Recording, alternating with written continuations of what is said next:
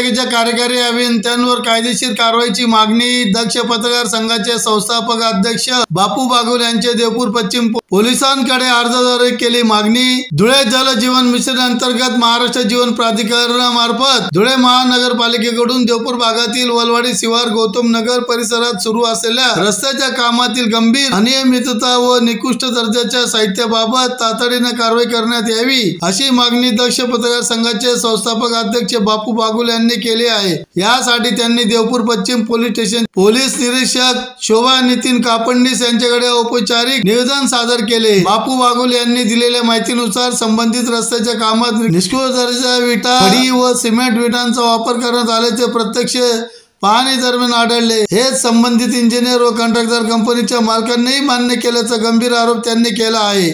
या प्रकाराची चौकशी व्हावी यासाठी बागुल यांनी जिल्हाधिकारी महानगरपालिका आयुक्त तसेच पोलीस अधीक्षक यांच्याकडे लेखी तक्रारी केली होती। त्यानुसार जिल्हाधिकाऱ्यांनी चौकशीचे आदेश महानगरपालिका आयुक्तांना दिले आहेत। दरम्यान बागुल यांनी सांगितले की या प्रकरणाची माहिती महानगरपालिका आयुक्तांना दिल्यानंतर संबंधित इंजिनियर नवनीत सोनवणे व काही कर्मचारी यांनी आज त्यांना धमकी देत गैरवर्तन केले, पैशाचे आरोप करत तसेच खोटा गुन्हा दाखल करण्याची धमकीही दिल्याचा आरोपही त्यांनी केला आहे। या सर्व प्रकारानंतर बापू बागुल यांनी मनपा कार्यकारी अभियंता व नवनीत सोनवणे यांच्या विरुद्ध कायदेशीर तपास करून गुन्हा दाखल करण्यात यावा अशी मागणी करण्यात येऊन देवपूर पश्चिम पोलीस स्टेशनचे पोलीस निरीक्षक यांच्याकडे अर्ज दाखल केला आहे। निवेदन देताना बापू बागुल यांच्या सोबत आकाश रामराजे, दीपक देवरे, मनोहर निकम, तुषार लोंढे, बागुल आदी उपस्थित होते। अंडरग्राउंड नाल्यांचं काम चाललेलं आहे। या संदर्भामध्ये गेल्या 4 महिन्यापासून मी महानगरपालिकेच्या आयुक्तांकडे तक्रारी केलेल्या होत्या। त्याच पद्धतीने माननीय जिल्हाधिकारी सो आहे यांच्याकडे देखील तक्रारी केलेल्या होत्या।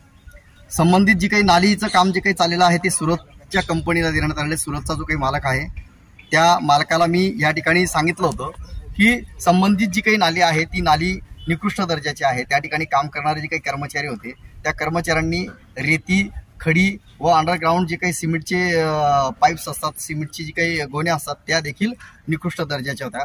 अशाप्रमाणे मी गेल्या 3-4 महिन्यापासून धुळे शहराच्या प्रत्येक कार्यालयामध्ये ही तक्रार दाखल केलेली होती। त्याच्यानंतर माननीय जिल्हाधिकारी सो यांनी त्या तक्रारीची दखल घेऊन संबंधित महानगरपालिका आयुक्त यांना एक आदेश पारित केलेला आहे। त्या अनुषंगाने आज दिनांक 19/11/2025 रोजी नवनीत सोनवणे मनपा कार्यकारी अभियंता सो व त्यांच्यासोबत असणारे जे काही कर्मचारी ते कर्मचारी गौतम नगर या ठिकाणी जे काही काम चाललेलं आहे ते काम मी तेव्हापासून ते काम करू देत नाही, कारण की त्या कामाची क्वालिटी नाही म्हणून मी ते काम रोखलेलं होतं व त्या ठिकाणी तशा प्रकारचं संबंधित अधिकाऱ्यांना बी सांगितलेलं होतं कामाची क्वालिटी जर चांगली होत असेल तर ते काम तुम्ही चालू करा। परंतु नवनीत सोनवणे आज या ठिकाणी आले आणि त्यांनी अरेरावी भाषा माझ्याशी केली, तू ते काम का करू देत नाही। त्यांच्याबरोबर अनेक कर्मचारी देखील होते व त्यांनी मला धमकी दिली की तुझं इंटेन्शन याच्यामध्ये काय आहे। जर माझं इंटेन्शन आहे तर माझ्या या कामामुळे बऱ्याचशा काही लोकांचं, काही अधिकाऱ्यांचा याच्यामध्ये मोठ्या प्रमाणामध्ये फायदा देखील झालेला आहे। म्हणजे या कामामध्ये मला असं IQ माहिती आहे, परफेक्ट माहिती नाही की संबंधित आयुक्ताला करोडो रुपये दिले गेले होते। काही ठिकाणी जे काही नगरसेवक होते, आजी माजी नगरसेवक, त्यांचं नाव मला माहीत नाही, माझ्याकडे ते प्रूफ पण नाही, परंतु मला IQ माहितीच्या माध्यमातून याच्यामध्ये लाखो रुपये त्यांना देखील दिले गेलेले होते।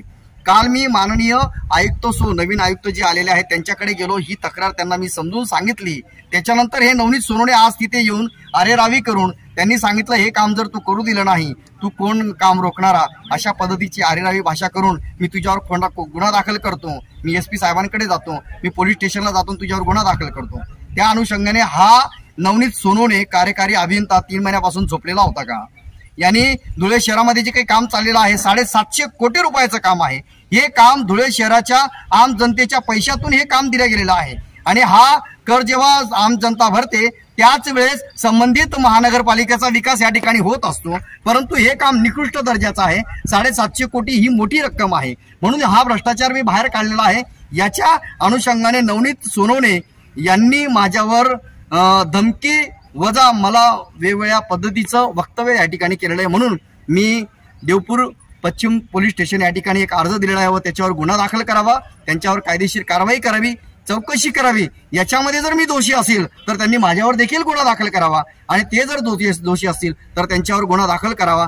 जर 8 दिवसामध्ये हा गुन्हा दाखल झाला नाही त्याच पद्धतीने या कामाची चौकशी जर झाली नाही तर पुढच्या आठवड्याला महानगरपालिकेच्या आयुक्तासमोर त्या ठिकाणी मी धरणे आंदोलन करेल आणि जोपर्यंत या कामाची पूर्ण चौकशी होत नाही आणि संबंधित कंपनीच्या मालकावर गुन्हा दाखल होत नाही, त्या पैशाची रिकव्हरी होत नाही, तोपर्यंत हे आंदोलन या ठिकाणी दक्ष पत्रकार संघाच्या माध्यमातून मी चालू ठेवेल.